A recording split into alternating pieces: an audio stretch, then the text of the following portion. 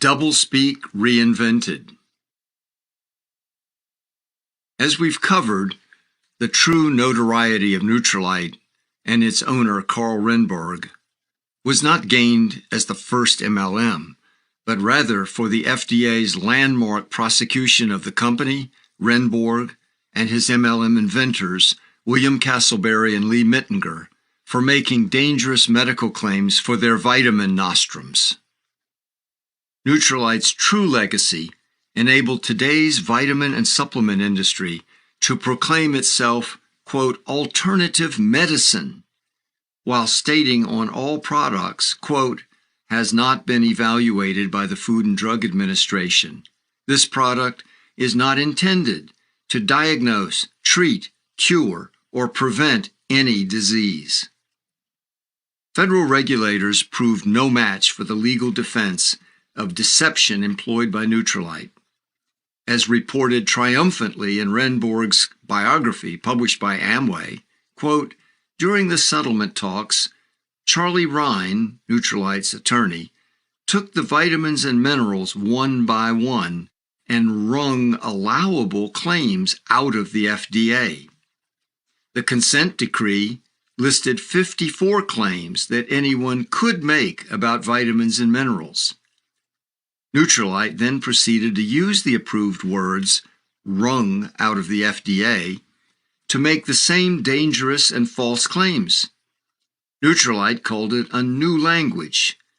This linguistic distortion and a successful defense of a strategy of deception laid the foundation for an extensive and sophisticated use of words to control thoughts. War is peace, as Orwell might have phrased it.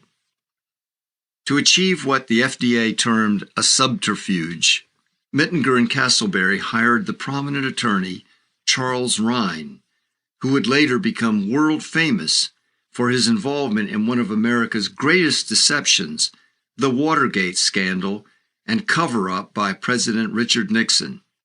While Rhine's legal maneuvers and skills as a wordsmith mostly protected Nutrilite from the FDA's medical fraud charges, the fake identity of direct selling and the deft and devious use of sales vocabulary successfully disguised the plan from commercial fraud charges. Only in the late 1960s did state and federal regulators finally begin to see through the schemes modeled on Nutrilite as product-based pyramid schemes disguised as direct selling.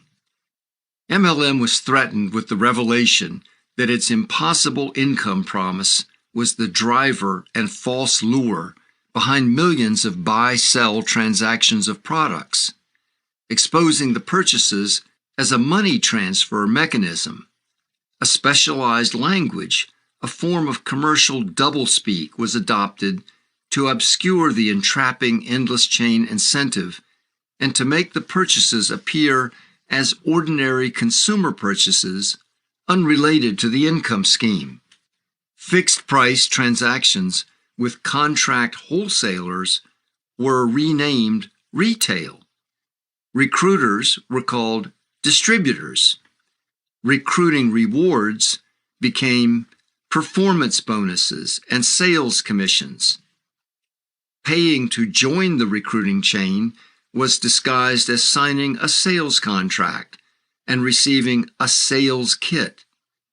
Those who failed to enroll a recruit were renamed discount buyers. Though nearly all MLM participants immediately stopped buying MLM products after quitting the income scheme, their purchases made while involved were said to have been based on love of the brand.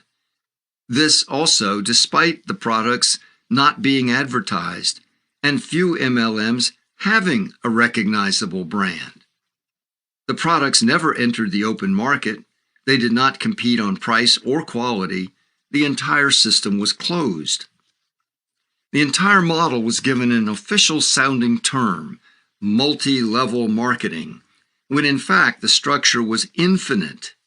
The levels were actually just markers of recruiting activity, not management responsibility, and nothing was actually marketed other than the income plan itself. In fact, there is no external market. The recruits and recruiters are their own market.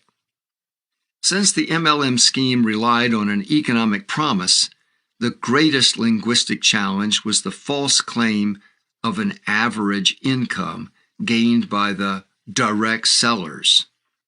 Special methods of deception were needed for creating the false impression that most direct sellers made some money on average, and that a viable opportunity was available for every new recruit to gain extraordinary income.